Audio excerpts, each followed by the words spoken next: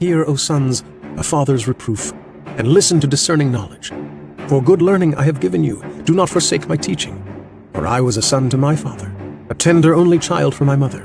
And he taught me and said to me, Let your heart hold on to my words. Keep my commands and live.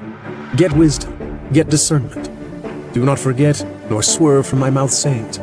Do not forsake her, and she will guard you. Love her, and she will keep you. The beginning of wisdom is, get wisdom, and in all that you get discernment.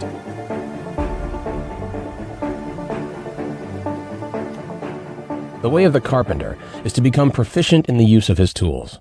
First, to lay his plans with a true measure, and then perform his work according to plan. Thus, he passes through life.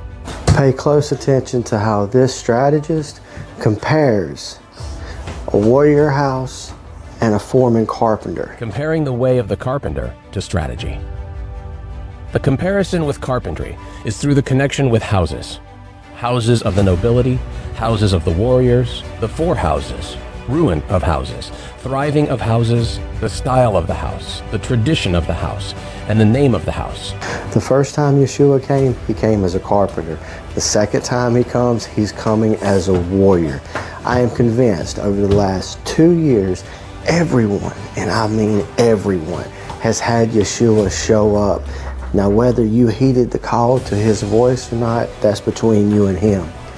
The carpenter uses a master plan of the building, and the way of strategy is similar in that there is a plan of campaign.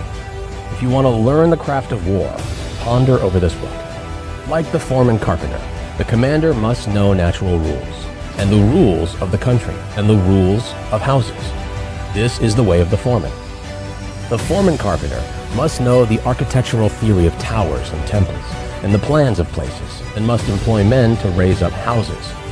The way of the foreman carpenter is the same as the way of the commander of a warrior house. In the construction of houses, choice of woods is made.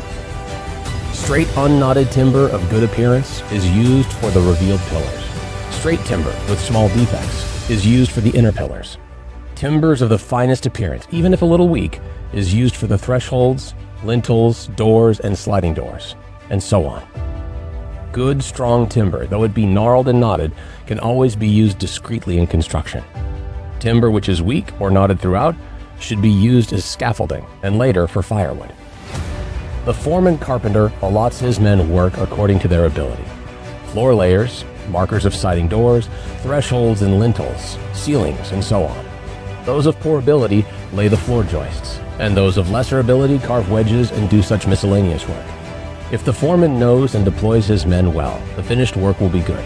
The foreman should take into account the abilities and limitations of his men, circulating among them and asking nothing unreasonable. He should know their morale and spirit and encourage them when necessary. Like a trooper, the carpenter sharpens his own tools. He carries his equipment in his toolbox, and he works under the direction of his foreman. He makes columns and girders with an axe, shapes floorboards and shelves with a plane, cuts fine open work and carvings accurately, giving as excellent a finish as his skill will allow. This is the craft of the carpenters. When the carpenter becomes skilled and understands measures, he can become a foreman. The carpenter's attainment is having tools which will cut well, to make small shrines, writing shelves, tables, paper lanterns, chopping boards, and pot lids. These are the specialties of the carpenter. Things are similar for the trooper. You ought to think deeply about this. The attainment of the carpenter is that his work is not warped, that the joists are not misaligned, and that the work is truly plain, so that it meets well and is not merely finished in sections. Get wisdom above everything else. Be wise as serpents, innocent as doves. Till next time.